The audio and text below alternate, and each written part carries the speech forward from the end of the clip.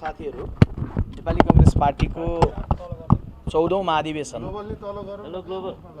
भदौ 16 गते आइपुग्नका लागि 35 दिन मात्रै बाँकी छ। यहाँहरू सबै जानकार नै हुनुहुन्छ।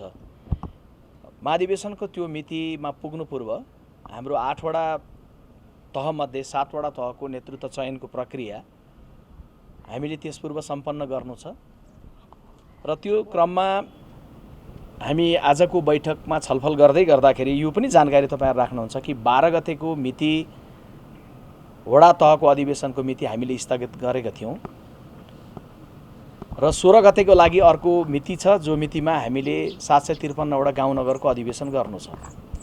तर 12 गतेका दिन मात्रै क्रियाशील सदस्यता छानबिन समितिका संयोजक रमेश लेखकले क्रियाशील सदस्यता छानबिन समितिले तयार गरेको प्रतिवेदन बुझाउनु भएको यहाँहरुलाई जानकारी नै छ र त्यो प्रतिवेदन उपर आफ्नो फरक मत पनि समितिका सदस्य केन्द्रीय सदस्य कल्याण गुरुङले राख्नु भएको पनि यहाँहरुलाई जानकारी छ। आज पार्टी सभापति शेरबहादुर देउवाको सभापतित्वमा पार्टीका वरिष्ठ नेता रामचन्द्र पौडेल लगायत वर्तमान पूर्व पदाधिकारीहरू सहितको हामी बैठक बस्यौं र त्यस बैठकमा पार्टीको क्रियाशील सदस्य छानबिन समितिका संयोजकदेखि सदस्यहरू र पार्टीको निर्वाचन समितिका संयोजकदेखि सदस्यहरू समेतको सहभागिता रह्यो। यो बैठकमा हिजो मात्रै प्रस्तुत गरिएको क्रियाशील सदस्यताको जे प्रतिवेदन हो त्यो प्रतिवेदन उपर छलफल सुरु भएको छ। त्यो प्रतिवेदनलाई पार्टी केन्द्रीय कार्य समितिले आत्मसात गरेर स्वामित्व ग्रहण गरेर त्यस सम्बन्धमा पनि फरक मत रहेका विषयलाई पनि सम्बोधन गरेर अनि क्रियाशील सदस्यता छानबिन समितिले निर्णय गर्न सकेर बाँकी रहेका केही ठाउँहरू, केही जिल्लाहरू, केही निर्वाचन क्षेत्रहरू छन् जसबारेमा पनि फेरि पार्टी केन्द्रीय समितिले निर्णय लिनु छ।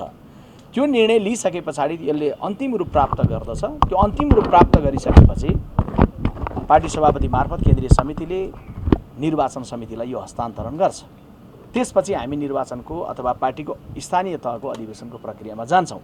त्यसैले आजको बैठक करिब 4 घण्टा झण्डै चल्यो र 3.5-4 घण्टा चलिसकेर आजको छलफल बडा सकारात्मक ढंगले विषयगत रूपमा बुँदागत रूपमा देखिएका चुनौतीहरू, आन्तरिक रूपमा चाहिँ क्रियाशील सदस्यताको व्यवस्थापनमा रहेका चुनौतीहरूलाई समीक्षा गर्दै साथीहरूले धारणाहरू राख्नुभयो र आजको बैठक पछाडि जे प्रतिवेदन क्रियाशील सदस्यता छानबिन समितिले दिएको छ, छानबिन समितिका सदस्य साथीहरूले नै उहाँहरूले नै फेरि भोलि दिउँसोसम्म जे अधुरो रहेका विषयहरू छन्, जे सम्बोधन गर्नुपर्ने, समाधान गर्नुपर्ने विषयहरू छन्, उहाँहरूले नै हेर्ने गरी पार्टीको आजको बैठकले उहाँहरूलाई फेरि जिम्मेवारी दिएको छ।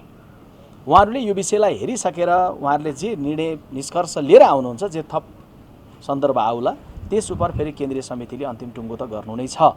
त्यसैले आजको बैठक बडा सकारात्मक ढंगले अहिलेको परिस्थितिमा पार्टीको महाधिवेशनतर्फ जाँदै गर्दा यो व्यवस्थापकीय विषयको सन्दर्भमा पनि छलफल गर्दै जिम्मेवारी लगाउँदै टुङ्गिएको छ।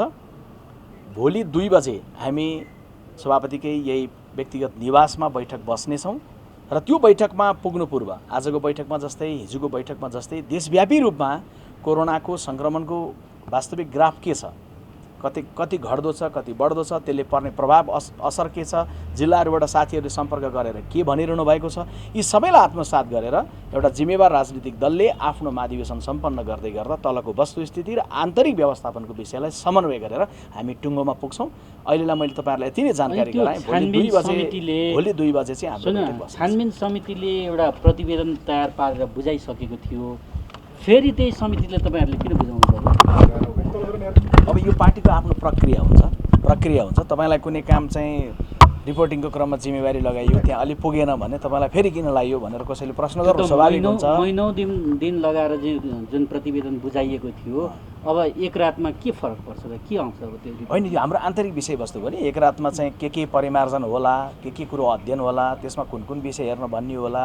पार्टीले कुनै विषय आइसके पछाडि त्यसलाई सम्पादन गर्दै गर्दा थप व्यवस्थापन गर्न नयाँ संरचना बनाएर फेरि सुरुबाट चाहिँ बुझ्दै गर्ने साथीहरूलाई लाउन उचित हुन्छ, अथवा जो साथीहरूले 3 महिनादेखि त्यो विषयलाई गहिरोसँग हेरिरहनु भएको छ त्यो विषयलाई उहाँहरूले नै अझै राम्रोसँग हेर्न सक्नुहुन्छ भने त्यो त पार्टीको विश्वासको कुरो हो नि। पार्टीको एउटा प्रक्रिया तालिकाका विषयमा छलफल भयो कि होइन? अहिले उहाँहरूले दिनुभएको प्रतिवेदन जो छ त्यो प्रतिवेदन बुझाउँदै गर्दाखेरि केही विषयहरू जो अझै थप मिलाउन सक्ने जे विषय छन् उहाँहरूले त्यो विषय हेर्नलाई, यो भनेको त के हो भने केन्द्रीय तहको विषय भने यो त क्रियाशील सदस्य भन्ने बित्तिकै सबै नै वडाकैसँग सम्बन्धित हुन्छ। किनभने यहाँ छलफलमा बसिराख्नु भएको छ, सानेपामा चाहिँ अनसनमा बसिरहेका छन्, उनीहरूको जीवन रक्षाको विषयमा पनि तपाईँहरूले छलफल गर्नुभयो? निश्चय नै। हिजो तपाईँहरूलाई जानकारी नै छ कि धनुषाका साथीहरू जो अनसन बस्नुभएको थियो, पार्टीका सभापतिले डाक्टर रामशरण महत र डाक्टर प्रकाश शरण महत, एकजना वर्तमान सहमहामन्त्रीजी, एकजना पूर्व सहमहामन्त्रीजी, उहाँहरूलाई जिम्मा लगाए बमोजिम उहाँहरूले संवाद गरेर धनुषाका साथीहरूसँग सल्लाह गरेर उहाँहरू 8-10 दिनदेखि बस्नुभएको अनसन हिजो टुङ्गिएको तपाईँहरूलाई जानकारी नै छ। र जो अन्य साथीहरू कोही आमरण अनसनमै हुनुहोला, कोही धरनामा हुनुहोला, ती विषयहरू उहाँहरूले उठाउने कुरो स्वाभाविक छ। आफ्नो पार्टीको केन्द्रीय कार्यालयमै आफ्नो फरक मत राख्ने हो, विभिन्न ढङ्गले दबाब दिने हो, सुझाव दिने हो, आफ्नो मुद्दा राख्ने हो। त्यो विषयलाई पनि सुनेर त्यो पनि समाधान गर्नुपर्ने हाम्रो कर्तव्य बन्दछ। त्यस कारणले चाहिँ आजको बैठकमा पनि त्यो विषय पनि आयो र हामी एकातर्फ यहाँ व्यवस्थापकीय तयारी क्रियाशीलको बारेमा जाँदैछौँ। यो जाने भनेकै भित्र त यी सबै कुरा पर्छन् त। कोही साथी टाढा महाकालीमा हुनु होला तर यहाँ धर्ना बस्न अथवा मेरो कुरो राख्न भनेर आउनुभएको छैन, उहाँले अर्कै प्रोसेसबाट राख्नु होला। त्यस कारणले यी समग्र कुराभित्र चाहिँ पार्टीको 14औं महाधिवेशनको तयारीको विषय पर्दछ। हामीलाई के गम्भीरता छ, हेक्का छ भने समय घर्किँदै गएको छ। 35 दिन चाहिँ केन्द्रीय महाधिवेशन उद्घाटन गर्न बाँकी छ होइन। तर हाम्रो चाहिँ के भन्दा प्रारम्भिक चरणको जुन वार्ड तहको अधिवेशन गर्नुपर्ने हो त्यो पनि हामीले अहिले सुरु गर्न सकिरहेको अवस्था छैन। एकातर्फ यो भन्दै गर्दा फेरि म सँगैमा देशभरिबाट स्वदेश विदेशबाट नेपाली काङ्ग्रेस पार्टीको महाधिवेशनमा शुभचिन्तन राखेर हेरिरहनु भएकाहरूलाई यो पनि क्लियर गरौँ कि क्रियाशील सदस्यताको यो विषय टुङ्गिनै नसक्ने, टुङ्गिएन, त्यसकारण अधिवेशनको प्रक्रिया अघि बढिरहेको छैन भन्ने बिल्कुल होइन। किनभने अहिले जम्मा नटुङ्गिएको भनेको 15-16 वटा निर्वाचन क्षेत्रको विषय मात्रै छ।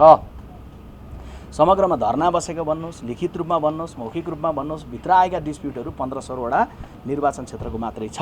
15-16 वटा निर्वाचन क्षेत्र भनेको हिसाब मैले किन भनेको भने अघिल्लोचोटि हामीले महाधिवेशन गर्दै गर्दा 33 वटा निर्वाचन क्षेत्रमा समस्या भएर टुङ्गिन नसकेपछि पुरानै क्रियाशीलमा जाउँ न त भनेर गरेको उदाहरण पनि छ। त्यसकारण हामीले अहिले क्रियाशील सदस्यको जो टुङ्गिएको छ त्यो टुङ्गिएकोलाई टुङ्गिएको रूपमा लिने र नटुङ्गिएकोलाई पुरानैमा जान सक्ने विकल्प पनि हुन्छ नि त। तर पार्टीले हतारोमा निर्णय चाहिँ गर्ने तर तल कोरोनाको ग्राफले चाहिँ अप्ठ्यारो हुने भन्ने कुरोलाई हामीले चाहिँ मध्यनजर राखेनौँ, दृष्टिगत गरेनौँ भने समस्या हुन्छ। त्यस कारणले तलको कुराको एनालाइसिस हिजो मात्रै गृहमन्त्रीजी एवं पार्टीका केन्द्रीय सदस्य बालकृष्ण खाँडले जे विवरण राज्यको तलबाट प्राप्त छ त्यो पनि राख्नुभयो, आज पनि आइरहेछ। त्यसकारण अहिले हामी काम अगाडि बढाउँदै गर्दा एउटा चाहिँ कुनै साथीहरूले पनि कुनै पनि भूगोलमा अघिल्लो महाधिवेशनमा जस्तै 33 वटा भएको थियो, यसपालि 15 वटा किन गर्ने त? एउटै ठाउँमा पनि नयाँ आउनुभएको उत्साहका साथ आउनुभएका क्रियाशील सदस्य सहभागी नभइकन पुरानै क्रियाशील सदस्यको बिचबाट हामी गर्ने निर्णयमा पुग्यौँ भनेर हामी कहीँ पनि पुग्न चाहिरहेका छैनौँ।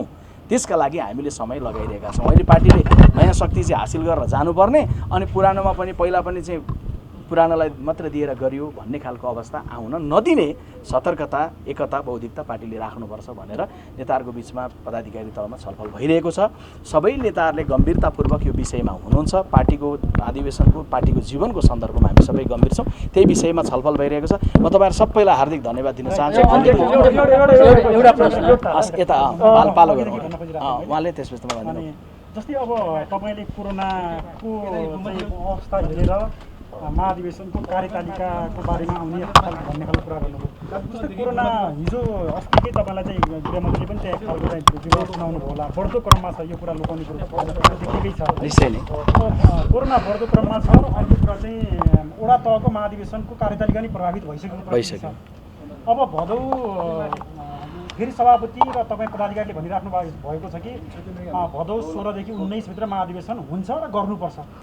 यो परिस्थितिमा अर्को चाहिँ यसमा अर्को थपेँ मैले, हाम्रो चाहिँ निर्वाचन काङ्ग्रेसको निर्वाचन समितिले चाहिँ हामीलाई 53 दिन जति चाहिँ महाधिवेशनको लागि समय चाहिन्छ भनेर राखेको परिस्थिति छ भने हामीसँग 35 दिन मात्रै छ।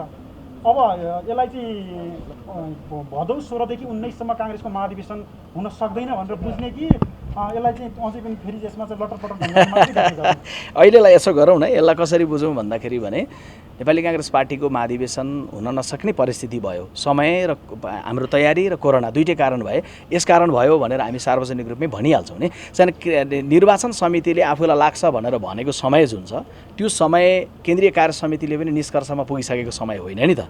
उहाँहरूले व्यवस्थित तयारी गर्दै गर्दा लाग्ने जुन समय भन्नुभएको छ त्यो समयलाई कसरी रिड्युस गर्न अथवा कसरी त्यो समयलाई चाहिँ सङ्कुचित बनाएर अलिक छिटोमा काम गर्न सकिन्छ। किन आज तपाईँहरू चाहिँ बिहान 11 बजीतिर भनेको चाहिँ बैठकमा आएर तपाईँहरू अहिले लगभग 4 बज्ने बेलासम्म पनि निरन्तर हुनुहुन्छ भन्दा हामी 12 बजे सुरु भयो होला 4 बजेसम्म बैठकहरू किन गर्नु, लामो किन छलफल हो, सारा कुरो छोडेर प्रधानमन्त्रीदेखि पार्टी सभापति सबै यहीँ किन हुनुहुन्छ भन्दा हामी त्यो घर्किँदै गएको समयका प्रति गम्भीर छौँ। त्यसकारण अहिले के भनिहाल्नु भएन, पार्टीको प्रवक्ताको हिसाबले मैले या पार्टीको कोही नेताहरूले भने भदौ 16 देखि नहुने भयो भन्ने होइन। तर सँगैमा मैले अघि के पनि बताएँ भने एकातर्फ हाम्रो तयारीसँग सम्बन्धित विषय त तयारी होला, तर कोरोनाको विषय चाहिँ अझै ग्राफ बढेर गयो भने एउटा जिम्मेवार राजनीतिक दलले त्यो बेलामा चाहिँ भन्नुपर्ने अवस्था आउँछ कि हामीले चाहिँ यसलाई पछाडि सार्ने भयौँ। त्यस बेलामा संवैधानिक कुरा, व्यावहारिक कुरा, राजनीतिक कुरा थुप्रै उठ्लान् नि त।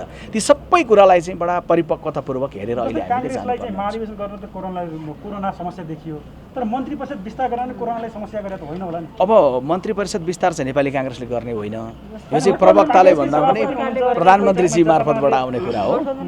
अनि सुन्नु त्यो आजको अब उहाँले के भन्दै हुन्छ पालो एकैछिन भएर सकौँ अनि तपाईँमा आउँछ है त। पनि यही क्वेसन थियो, पहिला थप जोड्न चाहे। जस्तो गठबन्धनको नेतृत्व नेपाली कङ्ग्रेसले गरिरहेको छ होइन, जस्तो यति बेला कोरोनाको महामारी गरेर स्वास्थ्य मन्त्री फुल मन्त्री ल्याउनु पर्ने ठाउँमा राज्य मन्त्री ल्याइएको छ।